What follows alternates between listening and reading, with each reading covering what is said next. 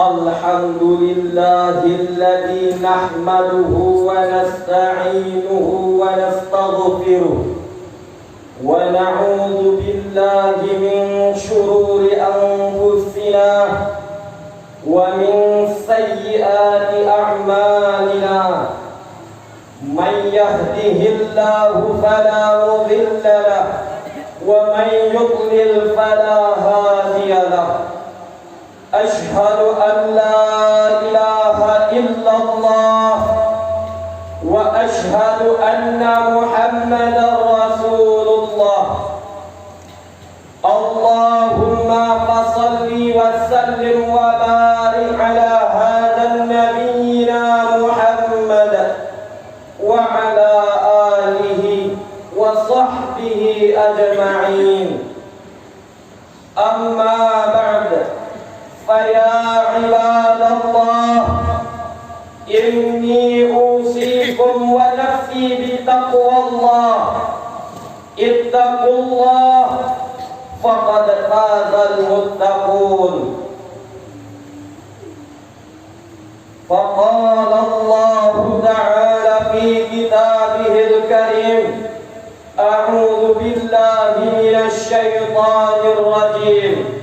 بسم الله الرحمن الرحيم. وليخشى الذين لو تركوا من خلفهم ذرية ضعافا خافوا عليهم فليتقوا الله وليقولوا قولا سديدا. صدق الله العظيم.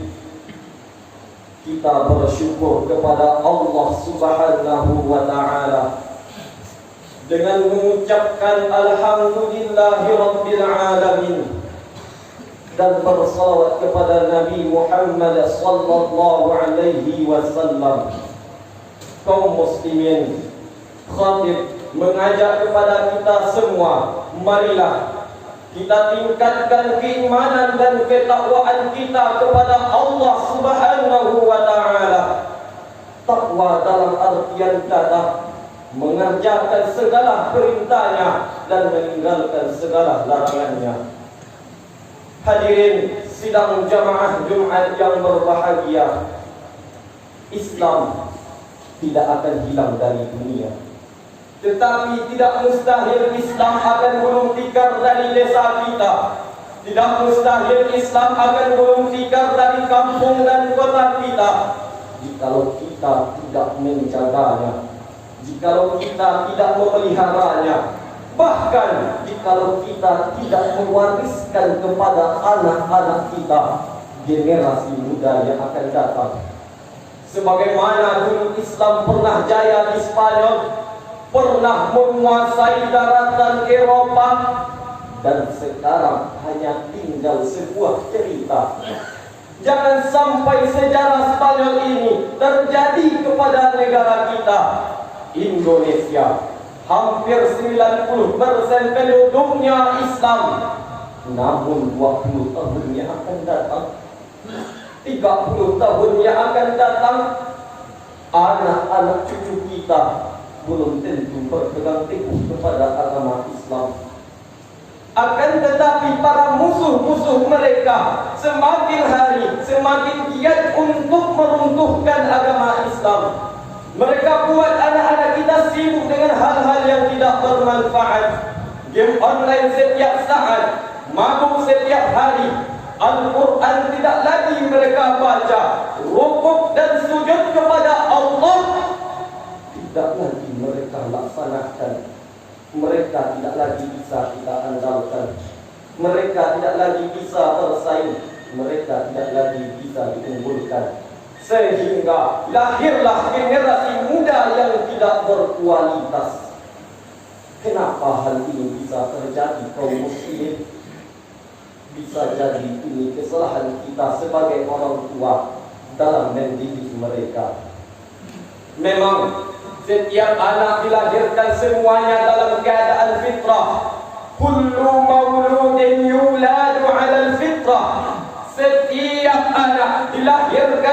semuanya dalam keadaan fitrah. Fa abawahu yuhawidani au yunassirani au yumajjisani. Kita sebagai orang tua yang menjadikan mereka sebagai Yahudi, sebagai Nasrani, sebagai Majusi.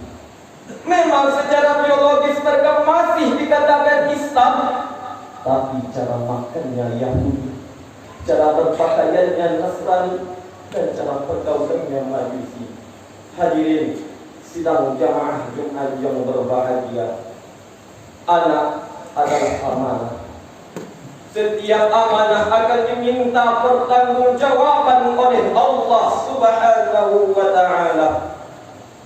Menarik dari kisah amanah, izinkanlah kami untuk menyampaikan sebuah ilustrasi yang tersimpan di dalam ikatan sejarah, sebagaimana dikutip di dalam kitab Qasasus Sahabati was Salihin halaman 293, yaitu cucu dari Sayyidina Abu Bakar, Urwah bin Zubair. Pada satu ketika Urwah bin Zubair diundang oleh Khalifah Damaskus, dan dia memenuhi undangan tersebut. Kendaraan yang dipakai oleh Urwah bin Zubair ialah unta, karena takut dikatakan menzalimi unta. Sekali-kali Urwah berjalan dan membiarkan anaknya berada di atas punggung unta. Di waktu berjalan itulah Urwah bin Zubair menginjak pecahan-pecahan tulang. Setelah dia sampai di Damaskus, dia memeriksa kakinya. Ternyata tulang yang diinjak oleh Urwah bin Zubair mengandung racun. Dan di Damaskus, Khalifah menyuruh para tabib untuk memeriksa kaki Urwah. Setelah para tabib selesai memeriksa, maka kesimpulan mereka, kaki Urwah bin Zubair harus diamputasi. Betapa beratnya hati Khalifah menyampaikan ini kepada Urwah bin Zubair. Namun karena jalan satu-satunya harus diamputasi, maka disampaikanlah kepada Urwah. Dan Urwah menyatakan kesediaannya untuk diamputasi. Kaum muslimin rahimahumullah, sebelum amputasi dilakukan, maka diberikanlah segelas air kepada Urwah. Ketika Urwah hendak meminum, terciumlah bau yang tidak sedap. Air apa ini, kata Urwah? Ini khamar. Menggigillah seluruh tubuh Urwah. Wahai tuan-tuanku yang terhormat, termasuk engkau Khalifah, apa urusannya barang haram ini denganku? Jikalau tuan-tuan pengen mengamputasi kakiku, silahkan, tapi tolong singkirkan barang haram ini dariku. Lalu para tabib berkata, dengan memberikan engkau khamar, mudah-mudahan engkau tidak sadar, mudah-mudahan engkau tidak merasakan rasa sakit di waktu amputasi. Apa jawab Urwah? Demi Allah, setetes pun yang haram belum pernah masuk ke tubuhku, dan semuanya akan aku pertanggungjawabkan di hadapan Allah. Kaum muslimin sidang jamaah Jumat rahimahumullah, ketika amputasi hendak dilaksanakan, Urwah meminta waktu agak sejenak untuk berzikir kepada Allah. Kemudian barulah amputasi bisa dilakukan. Maka digergajilah kaki Urwah, mulai dari kulit, daging, urat, tembus tulang, dan akhirnya putus. Bahkan Urwah tidak sadarkan diri. Setelah Urwah bangun dari ketidaksadarannya, dia meminta kepada Khalifah, wahai tuan Khalifah, sebelum engkau kuburkan, setelah engkau mandikan, engkau kafani, izinkan aku agak sejenak memegang potongan kakiku. Maka diberikan potongan kakinya kepada Urwah. Apa kata Urwah kepada Khalifah? Alhamdulillah ya Allah, selama ini engkau titipkan kepadaku buah-buah kaki. Hari ini engkau ambil satu di antaranya. semuanya milikmu ya Allah, bukan milikku. Inna lillahi wa inna ilaihi raji'un. Sedetik pun belum pernah aku langkahkan kaki ini ke tempat yang tidak engkau ridhoi. Dan tak lama setelah itu datang sebuah berita kepada Urwah. Wahai Urwah, anakmu yang bermain di luar istana, dia mendapatkan musibah yang pada akhirnya anaknya meninggal dunia. Apa kata Urwah? Apakah Urwah berbicara dengan kotor? Tidak, kaum muslimin. Tapi apa yang dikatakan oleh Urwah? Ya Allah, selama ini engkau titipkan kepadaku 7 orang anak. Hari ini engkau ambil satu di antaranya. Semuanya milikmu ya Allah, bukan milikku. Inna lillahi wa inna ilaihi raji'un. Setetes pun yang haram belum pernah aku berikan kepada mereka. Lalu bagaimana dengan kita kaum muslimin? Setelah berpuluh-puluh tahun Allah kasih kita 2 mata, apa saja yang telah kita lihat? Setelah berpuluh-puluh tahun Allah kasih kita mulut untuk berbicara, apa saja yang telah kita sampaikan? Allah kasih kita akal, apa saja yang telah kita pikirkan? Allah karuniakan kepada kita 2 buah tangan, 2 buah kaki. Apa saja yang telah kita pegang dengan tangan ini, kemana saja kaki ini kita langkahkan? Allah karuniakan kepada kita seorang anak. Apa yang telah kita berikan kepada anak-anak kita? Apakah pernah terpikir bagi kita bagaimana cara menjadikan anak-anak kita ini menjadi generasi muda yang berakidah? Kaum muslimin, Allah Subhanahu wa taala berpesan kepada kita di dalam Al-Qur'an surah An-Nisa ayat 9. A'udzu billahi minasyaitonir rajim. Bismillahirrahmanirrahim. Wal yakhshal ladzina law taraku min khalfihim dzurriyyatan dhi'afan khafu 'alaihim falyattaqullah wal yaqulu qawlan sadida. Dan hendaklah takut engkau kepadaku, kata Allah, orang-orang yang meninggalkan keturunan yang lemah. Dan hendaklah mereka bertakwa kepadaku, dan hendaklah mereka berbicara dengan tutur kata yang benar.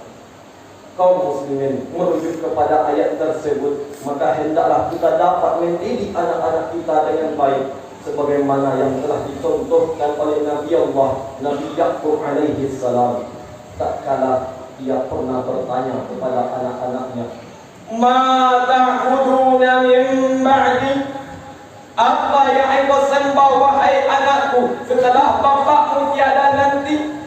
Apakah kamu masih menyembah Allah, Tuhan yang sama, ataukah sebaliknya? Akan tetapi orang tua zaman sekarang malah bertanya kepada anak-anaknya, Ma ta'kuluna min ba'di? Apa yang engkau makan wahai anakku setelah bapakmu tiada nanti? Makan pula yang ditanya kaum muslimin. Memang makan tidak terlepas dari kebiasaan kita sehari-hari, tapi karena demi sesuap nasi saja akidah kita gadaikan. Alhamdulillah, kaum muslimin sidang jamaah Jumat rahimahumullah, mungkin sekian yang dapat saya sampaikan, dan semoga kita bisa mendidik anak-anak kita dengan baik, terutama dalam mengajarkan mereka tentang ilmu agama. Fa'tabiru ya ulil absar la'allakum tuflihun.